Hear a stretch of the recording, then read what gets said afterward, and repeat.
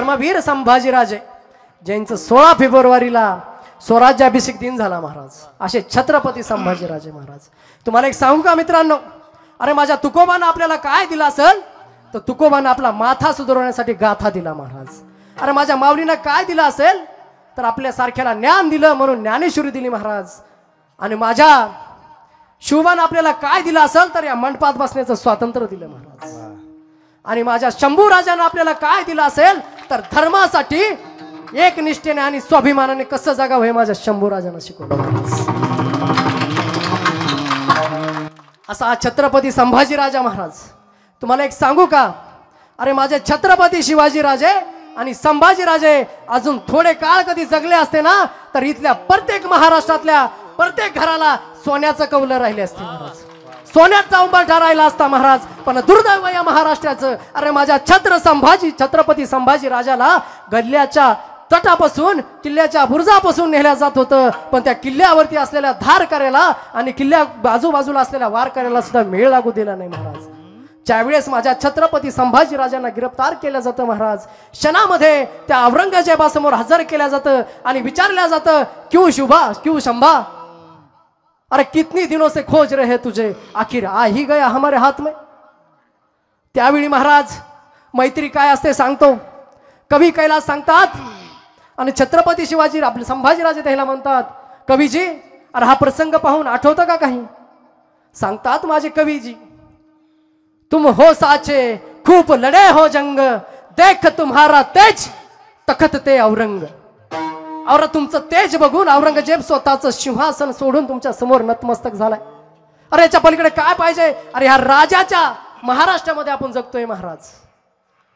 त्यावेळी महाराज संभाजी राजांना गिरफ्तार केलं जातं, सांगितलं जातं महाराज संभाजी तुम्हारा धर्म छोडते हो. त्यावेळी छत्रपती संभाजीराजे सांगतात, अरे जसा तुझा धर्म तुला प्यारा तसाच माझा धर्म मला प्यारा. त्यावेळी महाराज ठरवलं जातं, सजेचा अमाल सुरू होतो. और इसकी नजर बहुत तेज, इसकी आंखें निकाल दो, और इसकी जबान बहुत चलती है, इसकी जबान काट दो, और इसके हाथ पाव तोड़ दो, बहुत चलते हैं महाराज. असं सुरू झाल्यानंतर संभाजी राजांना आतमध्ये नेल्या जातं आणि ठरवल्या जातं महाराज. ठरल्याप्रमाणे डोळ्यासमोर येतात सळया महाराज. सळया आल्यानंतर त्या सळया महाराज संभाजी राजांच्या डोळ्यामध्ये जातात, पण समोर दिसतं महाराज स्वराज्य. स्वराज्यातले मावळे दिसतात, आऊसाहेब दिसतात. अरे पण आता हे डोळे जाणार.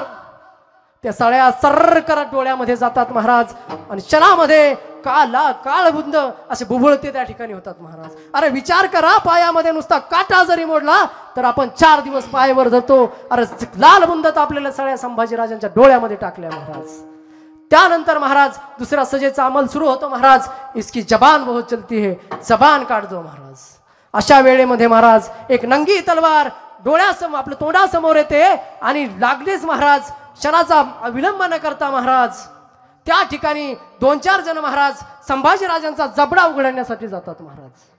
अरे साधे होते का छत्रपती संभाजीराजे महाराज. अरे जबड्याला कानावरती असा दाब देतात आणि तोंडाला उघडण्यासाठी महाराज नाक दाबतात, तरी हा जबडा उघडत नाही महाराज. अरे हा जबडा फाडणारा का साधा सुद्धा होता का. सिंहाच्या त्या जबड्यामधून घालून हात मोजती दात, घालून हात मोडी हात. सिंहाच्या त्या जबड्यामधून घालून हात मोजती दात, सिंहाच्या त्या जबड्यामध्ये घालून दात मोजून दात.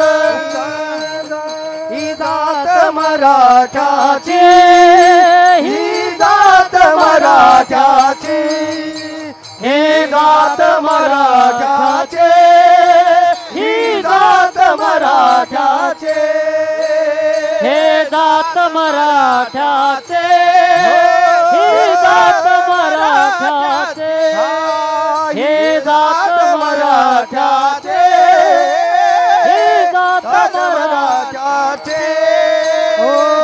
असा इतिहास कुठं नाही घडला, एकटा शंभूराजा पुरून उरला. असा इतिहास बुडून केला, एकटा शंभूराजा पुरून उरला. ही जात मराठ्याचे, ही जात मराठ्याचे, ही जात मराठ्याचे, ही जात मराठ्याचे, ही जात मराठ्याचे, ही जात मराठ्याचे ही जात मराठ्याची ही जात मराठ्याची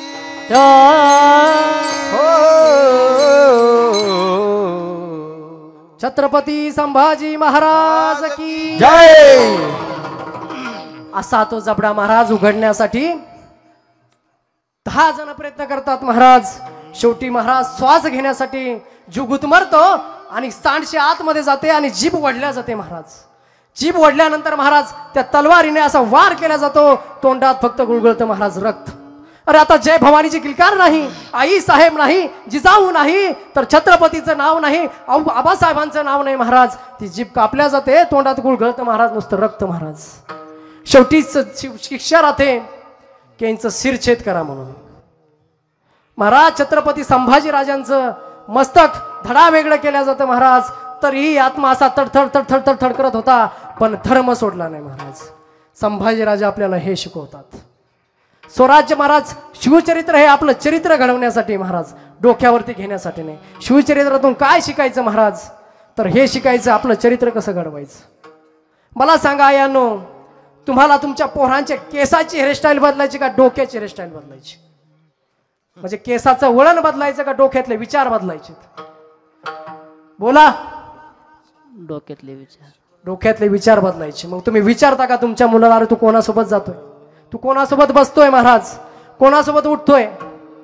अरे जर तुमचा मुलगा आज रोडवरती गाडी चालवत असेल ना, त्याला जर वलट्या करून कोणी जर जात असेल आणि त्याला जर ते सहन होत नसेल ना महाराज, तर त्याला भरून आणायची वेळ तुमच्यावर येईल महाराज. त्याला हे शिकवा, अरे बाबा शांततेनं राहा, समाधान घे. कोणी जर आपल्या पुढे गेलं ना, त्याला चिडू नको किंवा राग, त्याचा अहंकार शांत करा. संप्रदाय हे शिकवतो महाराज. आपल्याला वारकरी संप्रदाय हा शिकवतो मोठ्याचा आदर कसा करायचा, लहान मोठ्यांचा आदर कसा करायचा, आपला आहार कसा असावा. हे सगळ्यासाठी कीर्तन असतात महाराज. कीर्तन काय नुसते ऐकायचं आणि घरी जायचं सोडून द्यायचं, त्यासाठी कीर्तन नसतात. कीर्तन हे स्वतःचं प्रबोधन करण्यासाठी